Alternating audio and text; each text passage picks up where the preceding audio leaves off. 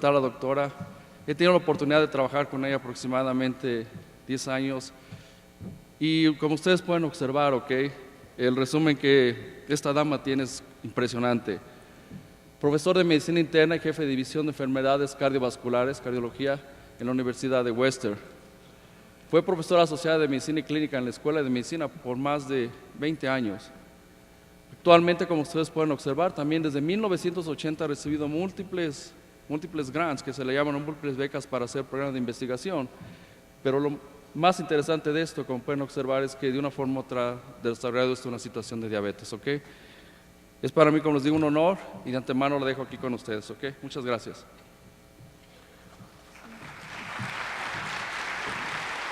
Thank you very much, and thank you, Dr. Ochoa, for a great introduction. In view of time, actually, I wanted it to be short. So for diabetes and heart disease, I find them like two weeds coming out of a common soil. So the common soil, the common soil is the obesity, inflammation, and lipids. And what we get is cardiovascular disease and diabetes. They're like two weeds, you don't want either of them.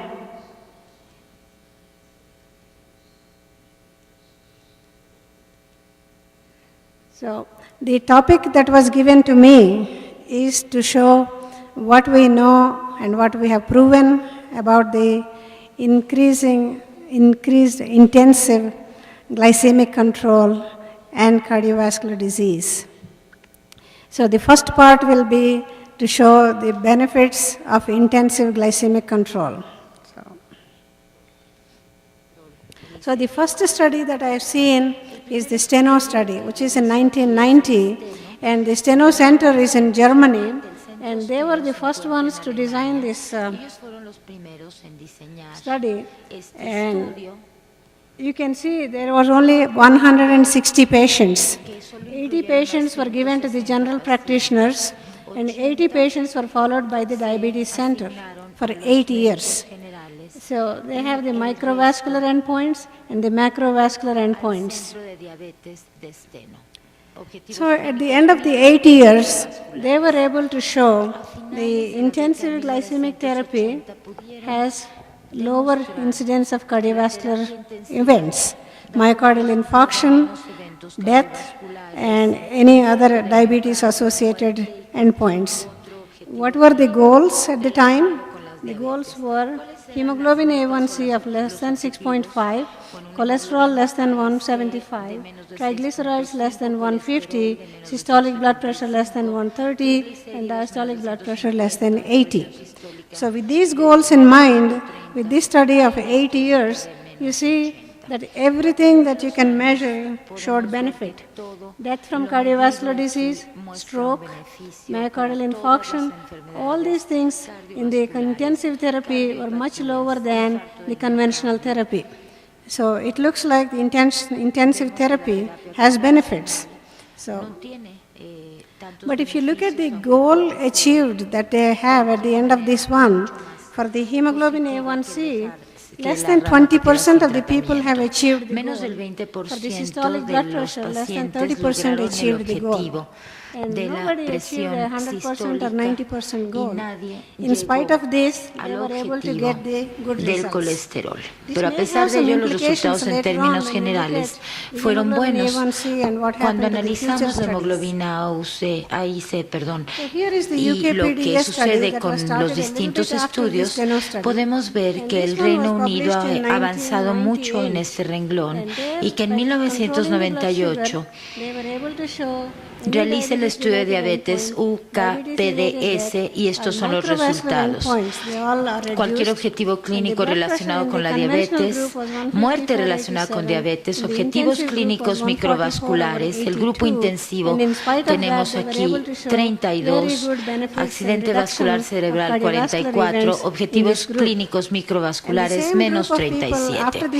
Y el mismo grupo fue seguido durante 10 años. Este es el grupo que deja como legado el estudio UKPDS. A ambos grupos se les dio seguimiento y podemos ver que después de 1997 estos eran los resultados y 10 años después eran estos. El objetivo clínico relacionado con diabetes se reduce, la enfermedad microvascular, también el infarto del miocardio, también y bueno, ven que baja a 15% y la mortalidad por todas las causas fue de solo 13%. Entonces, claro que existen beneficios. La siguiente diapositiva.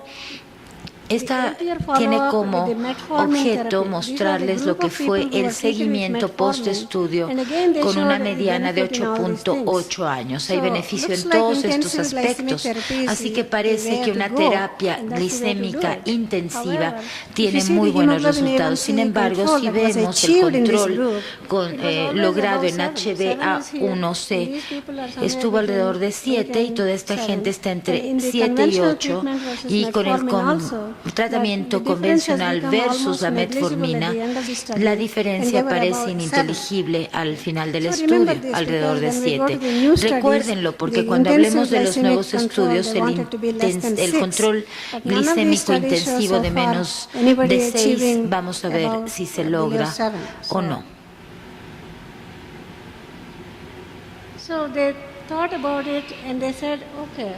Entonces, al hacer la revisión del UKPDS, se ve que la mortalidad cardiovascular sigue siendo de 51.5% y el cáncer de 24.2%. Aunque se logró reducir los eventos, los índices, las tasas siguen siendo bastante elevadas. Se propusieron nuevos estándares como los niveles medios de A1C, que eran más altos de 7 casi todo el tiempo. Estos son todos los estudios de la última década, el ACOR, Advance, Vari 2D, Corazón 2D, Heart, mejor dicho, BAT, creo que todavía sigue llevándose a cabo. Así que bueno, vamos a revisar algunos de estos estudios, no puedo hablar de todos ellos.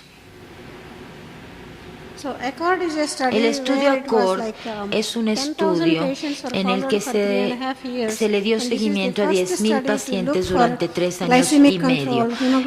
Es el primer estudio enfocado al control intensivo de la glucosa. Sin embargo, el brazo de control intensivo de glucosa tuvo que ser suspendido en forma prematura. Tenemos, por una parte, el grupo de glicemia intensiva, el grupo estándar. Ambos se subdividen en control de la tensión arterial estándar y control de lípidos con estatinas y con un fármaco enmascarado, estatina más un fármaco enmascarado u oculto. Vemos el control de la glucosa, que es muy bueno, y si hubiera control sobre 3 de los factores de riesgo, por supuesto que la mortalidad se reduciría de manera importante. Sin embargo, al final del estudio pudimos ver que en el grupo intensivo la mortalidad es mayor de lo que encontramos en el grupo estándar. Es por ello que se interrumpió el brazo estándar. Y estos son los subgrupos. La mortalidad fue mucho mayor en el grupo intensivo, de 5.01% versus 3.6%. Estadísticamente significativo. En cuanto a muerte cardiovascular, hay más muertes en el intensivo versus el estándar, lo cual también nos pareció significativo. ¿Por qué ocurrió lo anterior? Bueno, pues analizarlo más de cerca y comparar la estrategia de la hemoglobina A1C en niveles de 7, 7.9, una estrategia terapéutica que utiliza las terapias disponibles actuales para dirigirse a los niveles casi normales normales de A1C en la gente que ha tenido diabetes mellitus tipo 2 y ya fuera accidente cardiovascular o algún otro factor de riesgo cardiovascular, durante 3.5 años lograron una mayor mortalidad, no redujeron los eventos cardiovasculares mayores, los resultados de mortalidad fueron consistentes en todos los subgrupos y se sugiere entonces que los eventos mayores cardiovasculares en los dos subgrupos tienen que considerar la prevención primaria. Ahora vamos al estudio ADVANCE. Dos objetivos: control de glucosa intensivo con un esquema de tratamiento que se apoya en sulfonilureas y después control de la tensión arterial utilizando una combinación de perindopril e indapamide. Entonces, acá tenemos control de la glucosa, control de la tensión arterial. Estos son los grupos con control intenso. A la mitad se les controló la glucosa, este es el estándar, y la reducción de la tensión arterial. Aquí tenemos placebo y acá la disminución rutinaria. Las líneas, como pueden ver, son casi idénticas. No hay ninguna diferencia significativa entre la terapia estándar y la intensiva, o sea que no hay diferencias estadísticamente significativas en estos desenlaces. Después se analizan aquí los eventos mayores, tanto macro como microvasculares, y los desenlaces primarios combinados. Vemos que los niveles no son tan significativos tampoco. En síntesis, el estudio ADVANCE dice: no hay efectos significativos en los eventos macrovasculares ni en todas las causas de mortalidad o de mortalidad cardiovascular. Entonces, no hay ninguna ventaja. Incluimos a 10,000 pacientes aquí, 11,000 en ADVANCE, y no hubo ningún beneficio. Se dice que al reducirse la tensión arterial se puede lograr un cierto beneficio: 14% de reducción en los eventos coronarios totales y 21% en los eventos renales totales. También una reducción en la mortalidad total del 14%. Entonces, parece que los beneficios son similares en todos los subgrupos principales. El tratamiento fue bien tolerado utilizando lo tradicional, y en cuanto a efectos secundarios hubo muy pocos, y el apego fue similar al que se logró con el placebo. El ADVANCE también revisa, mejor dicho, estudia un subgrupo de 100 pacientes a los que se había encontrado hipertrofia de ventrículo izquierdo. Se realizó un Doppler tisular y un Doppler mitral y encontraron que la función diastólica había empeorado en ambos grupos en 4 años, que no hubo ningún beneficio, más bien hubo un empeoramiento. A pesar de la reducción en la masa ventricular izquierda y la tensión arterial, la función diastólica medida ecocardiográficamente no fue diferente en forma significativa. Tenemos ahora el estudio BAT de control de glucosa y complicaciones vasculares en veteranos con diabetes tipo 2. Este estudio fue publicado en el año 2009. Y aquí lo que nos muestran son, el número de pacientes 1.791, ya no 10,000 ni 11,000 como en los primeros estudios. Para el tratamiento estándar se incluyó a 899 pacientes y 892 para el tratamiento intensivo. El tratamiento estándar incluía las dosis medias máximas más insulina, y el tratamiento intensivo empieza con dosis máximas e insulina. El índice de masa corporal, alrededor de 27 kilogramos por metro cuadrado, se empezó a administrar metformina y rosiglitazona. Los cambios subsecuentes a los medicamentos fueron determinados de acuerdo con las guías del protocolo y la valoración local. Aquí nos no se alcanza a ver muy bien, sobre todo no se distingue el color azul, pero créanme que las diferencias tampoco fueron significativas. Los eventos cardiovasculares son muy similares en el grupo intensivo y en el estándar. Analizan las causas de muerte cardiovascular y no encuentran ninguna diferencia. Entonces, en síntesis, vemos que no hay diferencia en ningún componente para los objetivos clínicos ni los desenlaces primarios o secundarios. No hubo diferencias en muerte por causas cardiovasculares ni complicaciones microvasculares. Tanto tiempo, tanto dinero, tanto esfuerzo y no hubo ningún cambio. El grupo de terapia intensiva tuvo muchos más episodios de hipoglicemia en comparación con la terapia estándar. Esto lo revisaremos en un momento más.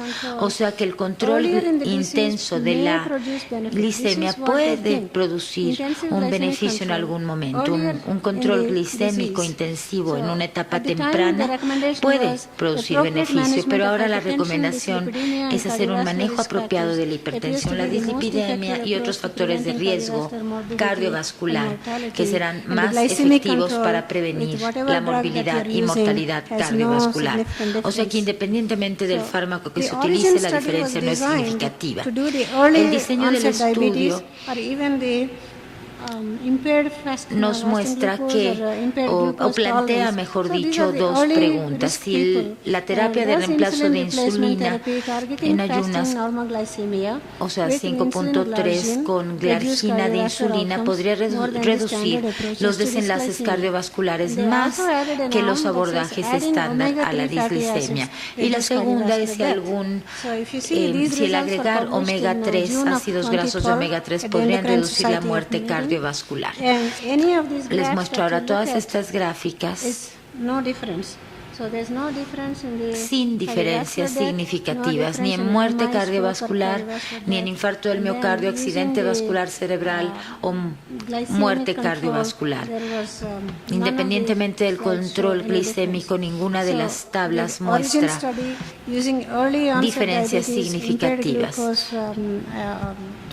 Si hay alteración en la intolerancia, en la tolerancia a la glucosa o hubo algunos eventos cardiovasculares anteriores, tampoco se encuentran diferencias. El ACCORD se suspendió porque hubo mayor mortalidad y el control glicémico que se logró fue de menos de 6. El ADVANCE y el BAT, al concluir, no mostraron una reducción significativa en los desenlaces cardiovasculares. Comparemos los estudios para ver qué fue lo que ocurrió.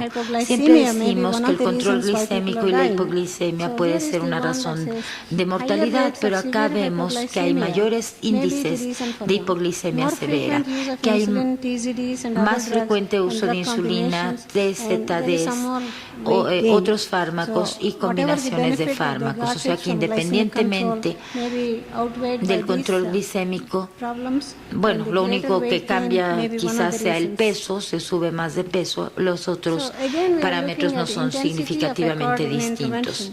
En cuanto a las explicaciones potenciales para esta mayor muerte cardiovascular con un control glicémico intensivo en ACCORD, vemos que por lo menos que con los esfuerzos intensos se puede reducir rápidamente la hemoglobina y a lo mejor esto tiene que ver con el mayor índice de muerte. Al reducir la glicemia, no hay que reducirla tan rápidamente quizá. El estudio ADVANCE dice que si la diabetes es precoz o menos avanzada, con una duración de entre 2 y 3 años, o si la hemoglobina es menor al ingreso, entonces los resultados sí podrían ser distintos.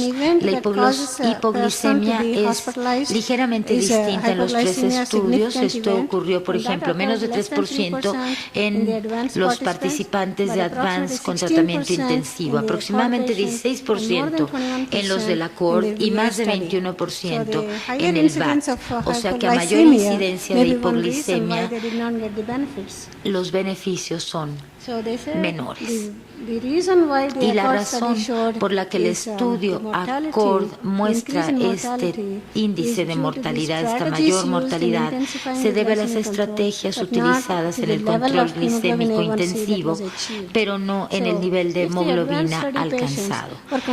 Si los pacientes del ADVANCE hubieran tenido el mismo nivel de control, no hubiera habido mayor mortalidad. Entonces, ¿cuál es el mensaje?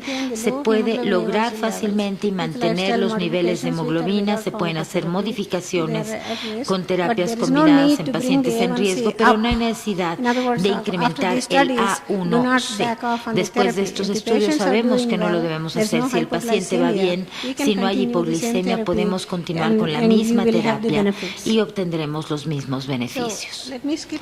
A ver, me voy a saltar un par de diapositivas por el tiempo. Existe evidencia muy robusta para la prevención cardiovascular con la terapia de estatinas, el tratamiento de la tensión arterial y algunas combinaciones de fármacos. El grupo estándar aquí, por ejemplo, tiene un mejor control. Entonces veamos cuál es el análisis de subgrupos. Si hay una duración más corta de la diabetes, y si hay ausencia de enfermedad cardiovascular, entonces esta gente podría obtener el beneficio. El control glicémico intensivo iniciado en participantes jóvenes que no tenían riesgo cardiovascular se asoció con el 57% de reducción en los desenlaces cardiovasculares más importantes. Si esta es la única comorbilidad, entonces hay un beneficio. Veamos si son datos que nos puedan ayudar. E incluso los beneficios agregados de un control intensivo glicémico podría no ser tan fácil, podría dificultar, la demostración de los beneficios a no ser en estudios clínicos de mayor duración. También es probable que el beneficio real de los hipoglicemiantes en las enfermedades cardiovasculares en diabetes tipo 2 va a ser modesto en comparación con otros factores de riesgo cardiovasculares como hipertensión, y altos triglicéridos y dislipidemias. Entonces, para lograr un control glicémico bien equilibrado con los pacientes, tenemos que considerar toda la historia clínica, el grupo etario, la duración, las comorbilidades presentes,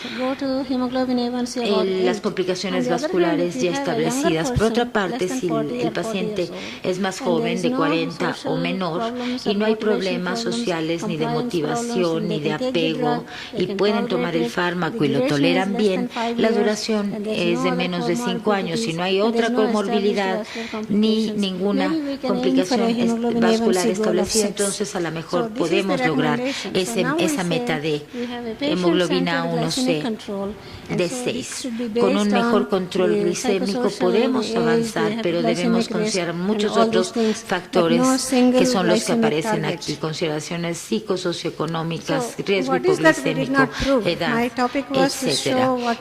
Entonces mi objetivo fue demostrarles lo que ha sido ya probado y lo que no. ¿Qué no ha sido probado?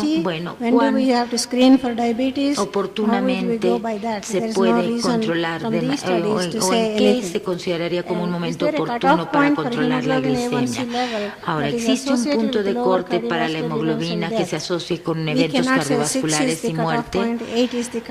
No podríamos decir que 6 es el punto de corte, sino 8, porque para cada paciente se debe individualizar o personalizar la terapia. ¿Y cuál es la protección adecuada contra el estrés oxidativo? Claro, los ácidos grasos no nos ayudan.